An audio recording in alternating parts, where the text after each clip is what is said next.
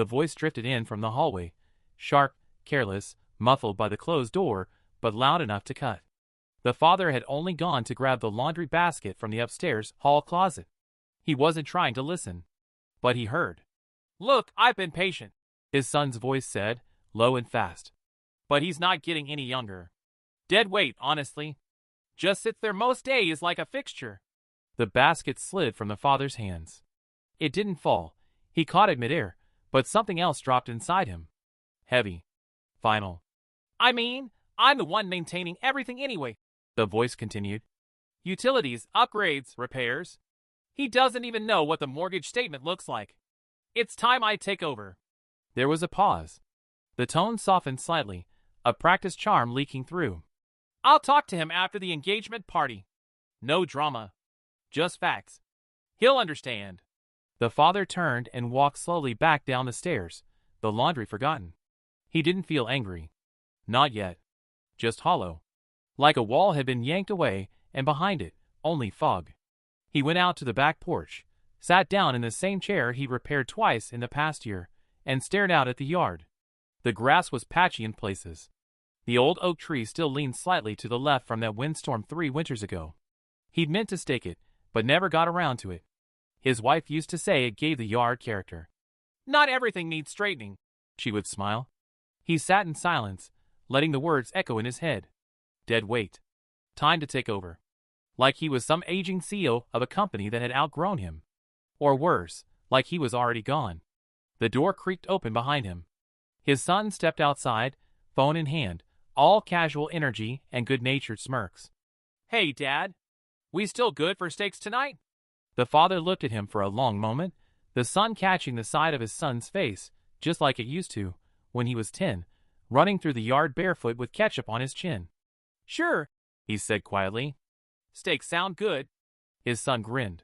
"Awesome. Want me to pick up some beers on the way back?" "Yeah," he replied. "That'd be nice." The door shut again. He stayed there on the porch long after the sound of the engine faded down the street. His fingers brushed over the grain of the armrest, worn smooth over years of hands and seasons and effort. Dead weight. He exhaled slowly, a breath so deep it surprised even him. Something had shifted. Not in his son. In himself. He just didn't know what to call it yet. But he would. He stood in the garage later that night, staring at the workbench. The old hammer still hung on the pegboard, its wooden handle smooth and darkened by time. Next to it, a stack of weathered screws sat in a jar with no lid. Dust had begun to settle on everything, even the things he used often. It hadn't used to be that way. The garage had been the first part of the house he built after the foundation. He remembered pouring the concrete in the cold, scraping frost off the mixer. Maria had brought him coffee in a chipped blue mug, the one with a tiny crack along the rim. She stood beside him, belly round with their son, hands tucked into her sleeves. That house was supposed to be for all 3 of them. But it had ended up being just the 2. She was gone before their boy turned 9. A silent, cruel illness that stole her in pieces. Luis had tucked the pain into the corners of his days, and kept going. He learned to braid hair, even though she never liked braids. Learned to cook the 3 things she used to make best, even though he burned the rice half the time. He never remarried. He never even tried. Every inch of that house had her in it. Every sacrifice he made was for their son. School trips, braces, college tuition, he made it all happen. No questions, no complaints. Even when the bills stacked up and the overtime took more of his back than it gave to his bank account. He never asked for anything in return. Not gratitude. Not affection. Just presence. Just to be seen. And now his son called him dead weight. Luis braced both hands against the workbench. His arms trembled, not from anger. He wasn't angry, not really. He was unraveling. Not loudly. Not with a crash. Just slowly, like a rope that had been pulled too tight for too long, finally loosening strand by strand. He looked around the garage and saw memories in every tool, every stain on the concrete floor. He saw the shelves where he once hid birthday presents. The corner where his son learned to ride a bike by bumping into the water heater over and over. The marks were still there. All of it had meant something to him. Apparently, none of it meant anything to his son. He closed his eyes for a moment, letting the silence fill the room. It wasn't the insult that hurt most. It was the certainty with which his son had said it. So casual. So clean.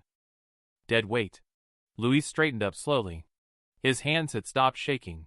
He walked back into the house, turned off the porch light, and locked the door behind him. Something in him had shifted, and there was no going back. The door creaked open at 6:17, just like always. Ryan walked in with the same forced energy he used when he was trying too hard. The kind he used back in high school, when he'd been caught sneaking out past curfew and thought a big grin and a "Hey, Dad!" would cover it up. He held a brown paper bag that smelled faintly of lo mein and soy sauce, and he set it on the counter like nothing had changed. Like he hadn't just called me dead weight not 2 days ago. "Brought your favorite," he said, flashing that too-white smile. "Chicken and broccoli with extra garlic sauce, right?" I nodded, careful to keep my expression neutral. "Sounds good." He moved through the kitchen with practiced ease, opening drawers, grabbing chopsticks, filling 2 glasses with water. Just like always. But everything felt wrong. The way he talked too much, laughed too quickly, asked questions he didn't wait for answers to. He was performing normal, and I was performing forgiveness. It was a silent play, each of us acting out a scene we both knew was a lie. We sat at the table. He was saying something about work, some new deal, some investor I didn't know. I only caught half the words. My ears still echoed with his voice from the forgotten phone call. "He's not all there anymore, you know. Dead weight. It's time we took over before he starts leaving the stove on or something." I looked down at my plate, the familiar dish suddenly unfamiliar. The food sat there, untouched. So much of my life had been served up like this: quiet sacrifice, warm meals, a roof overhead. And now, across the table, the boy I'd raised alone since his mother's heart gave out at 37 was plotting how to remove me from the home I built with my own hands. He didn't notice. Or if he did, he didn't care. He kept talking, smiling, chewing, wiping sauce from the corner of his mouth with a paper napkin. Like everything was just fine. "How was your day?" he asked suddenly, like he remembered I was part of this conversation. I met his eyes and forced a smile. "Uneventful." He nodded, pleased, relieved. Took it as proof I was still the version of me he thought he could control.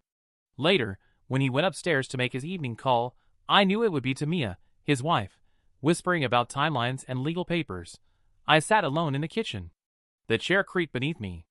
I stared at the wood grain of the table I'd built 30 years ago, every groove more honest than the words that had just passed between us. Let him think I believed the lie. For now. The decision didn't arrive all at once. It crept in quietly, like rain soaking into dry ground. By the time he realized what he was feeling, it was already settled inside him. Not rage. Not revenge. Just clarity.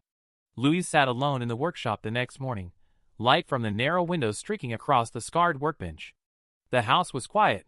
His son had left early, claiming a client meeting downtown. Another lie, most likely. Louis no longer bothered to separate truth from performance. They had both grown tired. He reached for a notepad buried under an old tape measure. It still had Maria's handwriting in the corner from years ago. Fixed back steps, with a tiny heart beside it. He traced over the faded ink for a moment, then flipped the page. His pen hovered, then pressed down with steady strokes. Names. Phone numbers. A list he hadn't needed in decades, but remembered by heart. He would sell the house. Let Ryan find out the way truth usually arrives. Late, uninvited, and irreversible. The idea should have scared him. He'd built this place with his own hands, poured concrete in winter, installed the beams by lamplight. He could still feel the sting in his fingers from those early days. But the house wasn't sacred anymore. Not since it became something to be claimed instead of shared. It had gone hollow. Pretty walls, empty intentions. Louis rubbed his thumb along the edge of the notepad. His son had made himself clear. He wanted the house, the control, the narrative. But he didn't want the man who made it possible. Fine. Let him have neither. He spent the next hour sorting old documents from the filing cabinet in the study. Property deed. Paid-off mortgage. Insurance papers. It was all in his name. No co-owner. No inheritance clause. No trust. Ryan had assumed too much. That was his mistake. Louis had just never corrected him. Until now. He paused only once, when he found a photo buried between bank statements. Ryan at age 6, sitting cross-legged on the front porch, grinning with 2 missing teeth and a chocolate stain on his chin. Maria had taken the picture the day they planted the maple tree out front. It was tall now. Too tall. Its roots were lifting the sidewalk. Luis placed the photo in the box labeled, "Keep." Only a few things would make the cut. The rest could go with the house. He sat back in the chair and let the weight of the decision settle over him. It didn't crush him the way he expected. It lifted, like loosening a knot that had been tightening for years. If Ryan wanted to live a life without him, Luis would grant that wish. With finality. The office smelled faintly of lemon polish and worn carpet.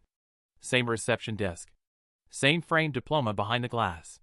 Luis hadn't stepped foot in this place since Maria passed, and even then, it was only to sign papers she'd insisted on finishing while her hands still had strength. They'd talked about everything in those final weeks: inheritance, medical directives, the house. Especially the house. Now, nearly 20 years later, he sat in the same leather chair, older, stiffer, but clearer than he'd ever been. Across the desk sat Ms. Arnett, their old real estate attorney. Her hair had gone from red to soft white, and her glasses were thicker, but her voice was still sharp with precision. She flipped through the file he'd brought: deed, mortgage release, a fading copy of Maria's last will. "No joint ownership," she confirmed, tapping a paper with her index finger. "Maria never added Ryan. The property transferred to you alone after her passing. You've held sole ownership since 2006. Luis nodded slowly. He already knew. But hearing it aloud turned belief into certainty. "And as far as claims go," she continued, "Ryan has no standing. There's no legal transfer. No trust established. The house is yours. Fully. If you wanted to sell it today, no one could stop you." Her words landed without echo. Just truth. "Would you like me to prepare a listing power of attorney?" she asked gently. "Or are you handling this through an agent?" Luis hesitated, then shook his head. "I've already spoken with someone local." Ms. Arnett closed the file and folded her hands. "Luis, I remember you and Maria when you were newly married. You built that house for nothing. She used to tell me you'd swing a hammer in one hand and hold the baby in the other." Her voice softened. "You don't need my blessing, but you have it." He didn't respond right away. Just sat there, letting it all settle. He remembered carrying Ryan on his back during drywall season, both of them covered in white dust, laughing through exhaustion. He remembered the rain pouring through a hole in the roof they hadn't sealed in time, soaking the mattress. They'd slept on the floor that night, all three of them, eating peanut butter crackers in the dark and calling it camping. Now his son called him dead weight. And planned, with eerie confidence, to take what he hadn't earned. Luis reached for the pen and signed the form she'd slid across the desk. She smiled and said nothing else. She didn't need to. Outside, the sky was flat and gray. Not heavy with storm, but clean. A quiet kind of sky. The kind that signals something is finally finished. Luis buttoned his coat and walked back to his truck. Step one was done. The agent arrived on a Thursday morning, right on time, pulling up in a shiny black sedan with her name emblazoned across the side. Dina Carver, Coastal Realty. She stepped out in heels far too sharp for the gravel driveway, holding a leather-bound folder and wearing a smile that didn't feel fake. Just professional. Luis met her at the front steps, wiping his hands on the back of his jeans. She extended hers. "Mr. Rivera?" "Just Luis." He led her inside. He didn't offer coffee. She didn't ask. She moved through the house with quiet efficiency, one room at a time, making notes, tapping a finger against walls, checking the window seals with practiced touch. Every now and then, she murmured something under her breath. "Solid craftsmanship," she said once. "Real wood. Not this particle board junk they throw into flips now." In the kitchen, she paused longer than expected, brushing a hand across the edge of the butcher block countertop. "You built this yourself?" Luis nodded. "It shows." Upstairs, she stopped in the smaller bedroom. Ryan's old room. The posters had long been taken down, but the indentation from his childhood dresser was still in the carpet. She looked around. "You're not planning to stage it?" Luis shook his head. "I'm not pretending anything." She smiled, this time smaller. "Fair enough." Back downstairs, she laid her folder out on the dining table and flipped it open. Charts. Comps. Maps of recent sales. But her voice stayed soft. "This is a rare kind of house," she said. "Not just square footage or location. It's cared for. Buyers feel that." Luis stared out the window for a moment. The maple tree in the yard had started to yellow. Fall had crept in quietly, like everything else. "I'm ready," he said. Dina nodded. "We can list it today. I've got a photographer coming this afternoon if you're comfortable." He nodded again. "Given the market," she added, tapping her pen against the folder, "you'll likely get full asking. Maybe even a cash offer." Luis ran a hand through his hair. "I'm not selling it to squeeze every penny. I didn't think you were." She packed her things without rushing. On her way out, she paused by the front door, hand on the knob. "You don't seem like the kind of man who sells lightly." "I'm not." "Then this is the right time." The door clicked shut behind her. Luis stood in the silence of the house. His house. The boards beneath his feet had held his life, his joy, his grief, his family. And now they'd hold someone else's. He looked around once more, then picked up the pen she left behind and placed it next to the listing paperwork. The house was no longer waiting. And neither was he. The offer came 2 days after the listing went live. No showings. No haggling. Just a clean email from Dina. "Full cash offer, $920,000. Buyer requests 10-day close. Wants to waive inspection." "I've never seen anything like it." Luis stared at the screen, the words sitting there so plainly, so casually, like they weren't about to rip up the roots of 30 years. He scrolled down. The buyer's name meant nothing to him. A corporate executive, based out of state, buying the home for her newly retired father. No financing. No contingencies. Just money. Fast, quiet money. He tapped the edge of the mouse for a long time before calling Dina. "I'll accept," he said. She didn't sound surprised. Just respectful. "I'll send over the paperwork this afternoon. We'll need your signature before noon tomorrow to stay within the offer window." Luis nodded, forgetting she couldn't see him. "That's fine." After he hung up, he stood at the kitchen sink for a while, staring out at the back fence. The slats were a little warped now, weathered by decades of sun and rain. Ryan had helped him build it one summer when he was 13, grumbling about it the whole time, but proud of the final result. They'd stood side by side afterward, Luis with a beer in hand, Ryan with orange soda, both looking at the fence like it was a monument. It would be someone else's fence soon. Someone else's creaky floorboard near the pantry. Someone else's maple tree turning yellow at the edge of the lawn. He walked through the house slowly that evening. Not to reminisce, but to catalog. What to take. What to leave. He didn't need much. The photo of Maria and Ryan by the porch swing. The ceramic angel she used to keep near the stove. His tools, of course. A few clothes. Everything else? Let it stay. Let it go. That night, he slept with the window open, letting the cool air drift in. He didn't dream. Or if he did, he didn't remember it. By morning, the paperwork was waiting in his inbox. He read every line. Not because he didn't trust the agent or the terms, but because that's what you do when you're closing the last door of a chapter you built nail by nail. He signed each page carefully, deliberately, like the final strokes of a painting. By noon, the sale was official. The house no longer belonged to him. And for the first time in years, he didn't feel bound to it. The weight hadn't lifted, exactly, but it had shifted. Off his back. Into the hands of someone who saw it as a purchase, not an inheritance. Luis didn't smile. But he didn't ache either. It was done. He started with the back bedroom. The one Ryan had used in high school, then again, reluctantly, after college, when jobs were scarce and pride was thin. The posters were long gone. The bed sat untouched, the sheets still tucked in military tight from the last time Luis made it for no one in particular. He stood there for a minute, hands resting on his hips, eyes slowly scanning the room. It looked like a photograph from a life no one claimed anymore. He took down the old shelf Ryan built in shop class. The screws came loose easily. He didn't keep the shelf, just the tiny photo tucked behind it, Ryan at age 9, holding up a fish almost too big for his arms, Maria's handwriting on the back. "Lake Hensley," he cried after we let it go. He put the photo in a small box marked keep.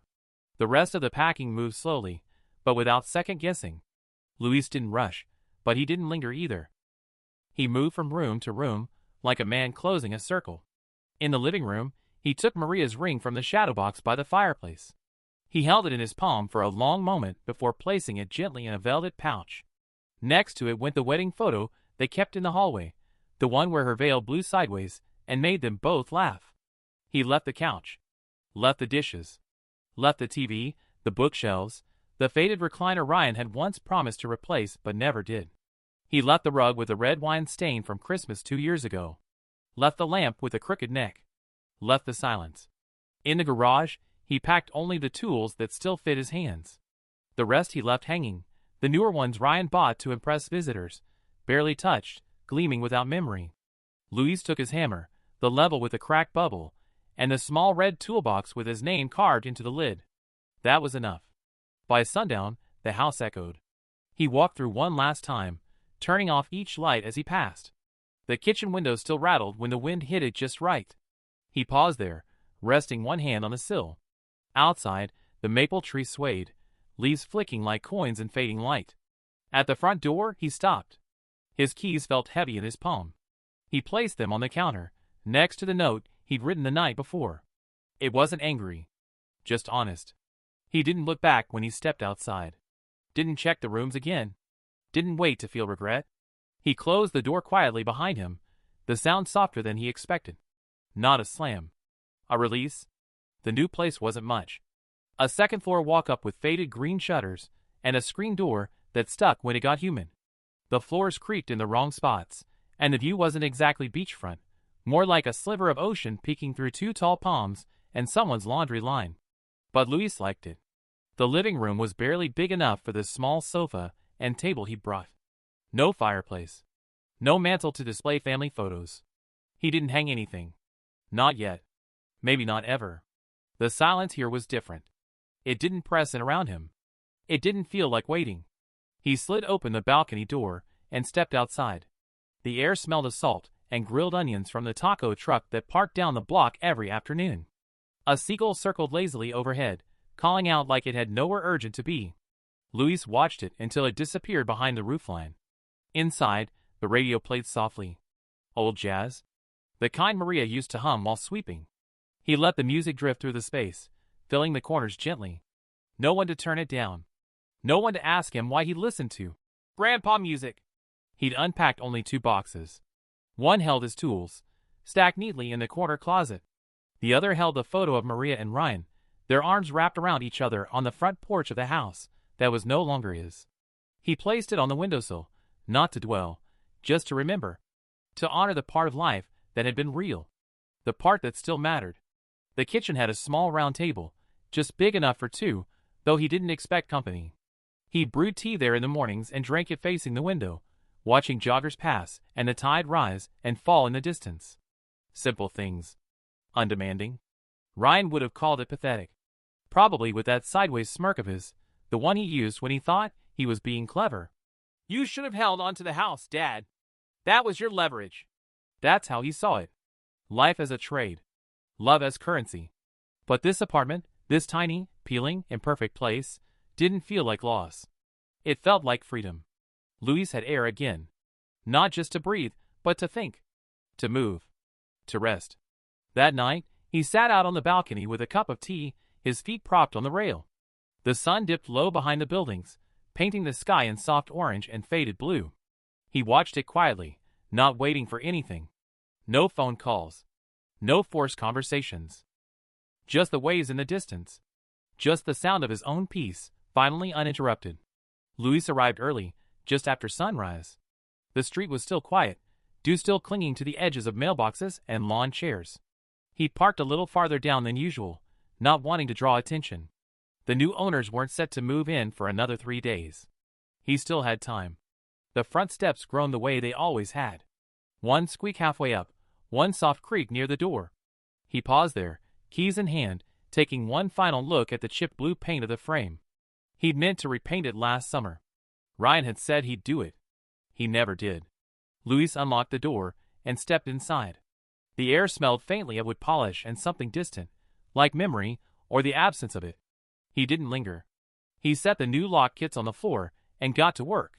The deadbolts came out easily, smoother than he expected, like even the house was ready to let go. He moved with quiet precision, no radio, no music, just the soft click of tools and the occasional grunt when a screw fought back.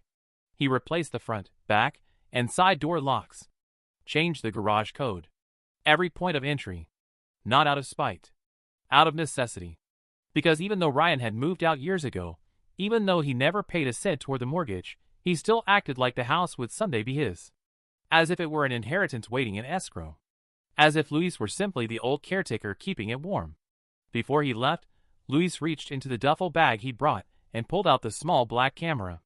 The kind that looked like nothing. He'd ordered it online 3 weeks ago, after the phone call. The one he wasn't supposed to hear. He mounted it above the porch light, angled carefully. No wires. No blinking light. Just a quiet eye watching the door. He synced it to his phone in under 5 minutes. Once everything was in place, he walked through the house one last time, slower now. Every room was stripped bare, but he still saw it all. The crayon marks on the hallway wall, the burn mark on the kitchen counter from Maria's first attempt at flan, the soft dent in the living room wall where Ryan's toy truck had flown too fast, too wild. None of it hurt anymore. At the front door, he slipped the old house keys into a manila envelope and left them on the new owner's welcome packet. Then he stepped outside, locked the door behind him with the new key, and placed it deep in his pocket. As he walked away, he didn't look back. His phone vibrated. Camera active. Let them come. This time, the door would not open for them. The note was written the night before, in the new place, with the window cracked open and the sound of the ocean slipping in like breath. Luis had gone through 3 drafts. The first was too sharp. The second too sad. He wasn't trying to wound. He wasn't trying to beg. He just wanted to be understood, if not now, then someday. By the final version, the words came easily. No flourishes. No guilt. Just truth. He folded the paper carefully and slid it into an envelope, sealing it with a single strip of tape. He used the kind of envelope Maria always kept in the kitchen drawer, the ones for birthday cards and dentist appointments and little reminders, like, "Don't forget to smile today." That drawer had been hers. The letter, though, was his. He arrived at the old house just before noon, the same hour Ryan always used to come home from school growing up. It seemed right. The sun hit the front of the house gently, filtering through the maple leaves and painting the siding in patches of gold. A quiet kind of goodbye. He taped the envelope to the front door, just below the knocker. Not hidden. Not dramatic. Just there. Inside was a single page, written in his steady, narrow handwriting. Ryan, you once said I ruined your life? That everything you never had was because of me. I've carried those words in my chest like weight. Heavy, undeserved, but held just the same. You made it clear you don't see me anymore. Not as a father. Not as a man. Only as a placeholder. A stepping stone. Something in your way. So I've done what you couldn't ask for, but clearly wanted. The house is no longer mine. Or yours. It's been sold, fairly and legally. To people who don't see it as a future inheritance, but simply as a home. There is no key for you. No spare hidden in the flower pot. No papers to contest. This isn't punishment. This is peace. For both of us. I wish you well truly. I hope you find whatever you're chasing. But it will no longer be built from my hands. Dad.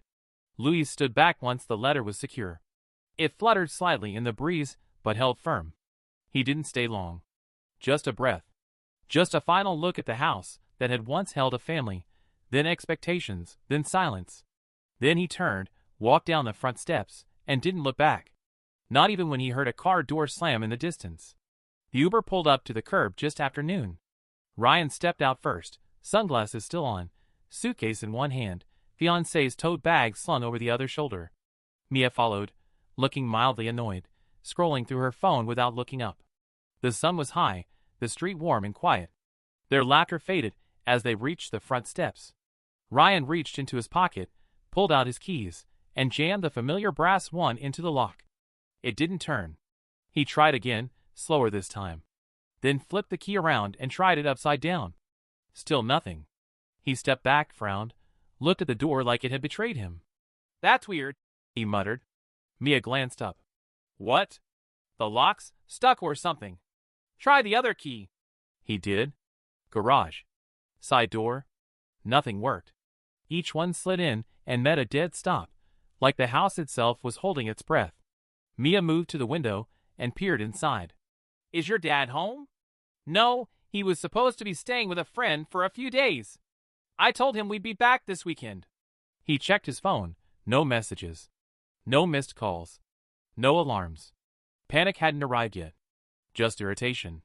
Ryan bent down and lifted the flower pot beside the steps, flipping it over to find nothing. The old spare key was gone. He stood up straighter, eyes narrowing. Okay, this is stupid. Did he change the locks? Why would he change the locks without telling you? Mia asked, pulling off her sunglasses. Her tone had shifted, just slightly, but enough. It was the voice she used when something felt off. I don't know, Ryan muttered. Maybe it's a mistake. But then he noticed it, taped just below the knocker, fluttering gently in the afternoon breeze. An envelope, plain white, his name in that unmistakable handwriting. He didn't touch it right away. Mia stepped beside him.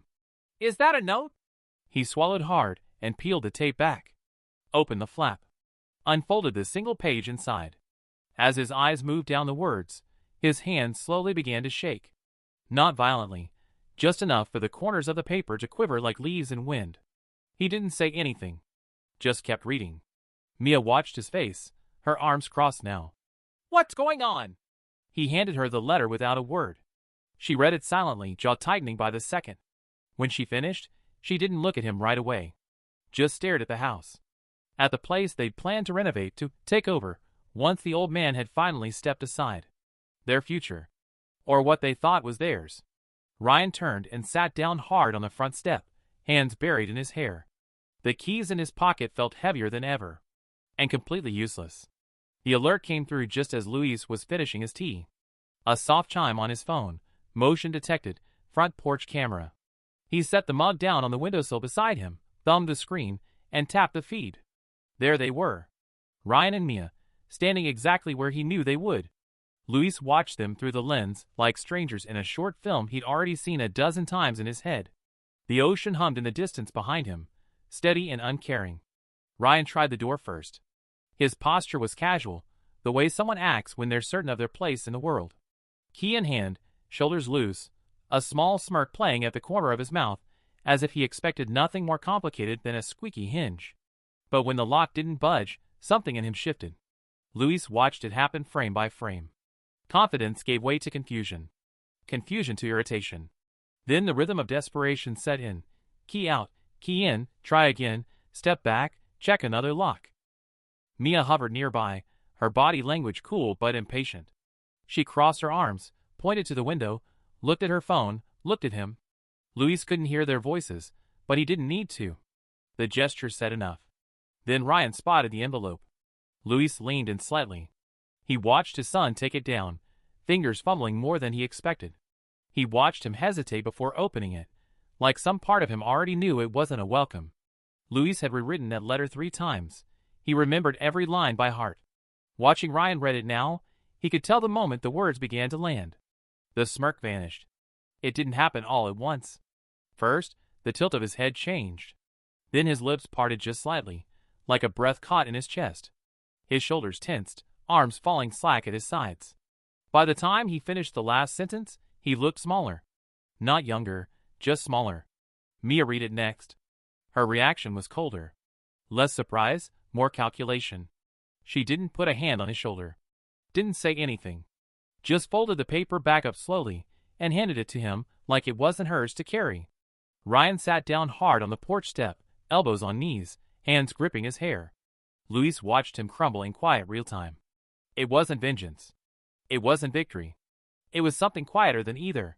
Something like truth catching up to a man who thought he was still ahead of it. Luis didn't smile. He didn't cry. He just watched. Then he tapped the screen, closed the feed, and turned off the phone. The ocean outside his balcony rolled on, indifferent and endless. The door behind him stayed closed. And for the first time in years, so did the past. The porch was quiet for 30 seconds. Maybe less. Ryan stared at the letter, his eyes darting across the page like he expected it to change the second time through. As if reading it again might reveal a loophole. But it didn't. The words were the same. The message was clear. He stood up fast, the paper clenched in his fist. This is insane, he barked, his voice sharp enough to bounce off the front windows. He sold it. Just gone. Like it was nothing. Mia, still standing off to the side, shifted her weight. It was his house. Ryan turned, stunned. You're siding with him now? I'm not siding with anyone. I'm saying facts. He owned it, Ryan. You never even had your name on a bill. He laughed, bitter and shallow. You said it was time we stepped in. You said he was losing it, remember? You said he needed a nudge before he ruined everything. Mia crossed her arms. I said he was tired.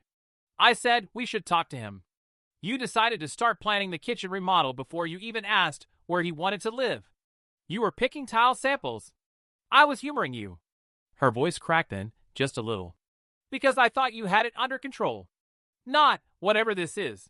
Ryan threw the letter onto the porch like it burned. He blindsided me. No, she said quietly. He saw through you. He froze. She didn't flinch. All those times you talked about timing and positioning, you weren't helping him. You were circling him. Like a vulture. I sacrificed for that house, Ryan snapped. You lived in that house. That's not the same. The words hung between them, heavy and close. He looked away, then back. You know what this is really about? You rushed it. You pushed the timeline. You're the one who wanted to get married and move in before next spring. Mia stepped back like she'd been slapped. Wow. There is. I'm just saying. No, she cut in. You're blaming. Because you lost. And now you're grasping for someone to take down with you. Ryan's face flushed. Don't twist this. I'm not twisting anything. I'm seeing it clearly for the first time. They stood there, both breathing hard, while the quiet neighborhood carried on around them. A dog barked somewhere down the street. A wind chime clinked gently on the neighbor's porch. Everything was still, except the two of them, unraveling on the steps of a house that no longer belonged to either one. Mia reached for her suitcase. I'm getting a rideshare. He didn't stop her. Didn't speak. Just stood there as she walked away, heels clicking against concrete, growing fainter and fainter. When the car door finally slammed in the distance, Ryan was alone. Surrounded by everything he thought he claimed. And nothing he truly owned. The tea was still warm in his hands, steeped just long enough, the way Maria used to do it, strong, with a splash of lemon and no sugar. Luis leaned back into the chair on the narrow balcony, the sea breeze brushing gently across his face. The sun hung low, just above the edge of the water, casting a soft gold over the rooftops and palm trees below. The horizon stretched wide and open, endless and unconcerned. Below, a dog barked once. A child laughed. Someone turned up music that floated through the salt air, the sound distant and harmless. Luis breathed it all in without effort. This was the first time in years he felt still. Not numb. Not waiting. Still. He looked out at the waves, steady and tireless, folding into the shore with a kind of grace he never found in the years of raising Ryan alone. Back then, every decision felt like a gamble. Every step a negotiation between survival and sacrifice. There were no guidebooks for widowed fathers or blueprints for rebuilding your life after grief. Only instinct. And hope. He had hoped, always, that Ryan would one day understand. That the long nights, the skipped vacations, the unpaid bills and quiet dinners, they all came from love. Not weakness. Not obligation. But that understanding never came. And in time, Luis learned to live around the absence of it. What he hadn't realized until recently was that he'd also learned to live around himself. Now, here on this balcony, there was no apology hanging in the air. No raised voice echoing through rooms he paid for. No footsteps slamming upstairs. Just wind. And waves. And the faint hum of a world that didn't ask anything of him except to be present. The phone sat face down on the small patio table beside him. It had buzzed 3 times that morning. He hadn't checked. He didn't need to. The messages always sounded the same once guilt set in, regret laced with expectation. The kind that said, I'm sorry, now give me what I want. But Luis had given enough. He hadn't destroyed Ryan's life. He knew that now with certainty. He'd simply stopped allowing his own to be held hostage by someone else's disappointment. That was the real shift.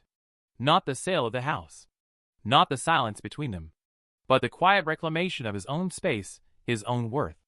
A gull called out overhead, circling, then gliding out toward the water. Luis followed it with his eyes, then took a sip of tea. It had cooled slightly, but he didn't mind. It was still good. He exhaled slowly, letting the peace settle in his chest like warm light. He didn't need to go back. He didn't need to be understood. He had survived his own storm. And now, finally, he was home.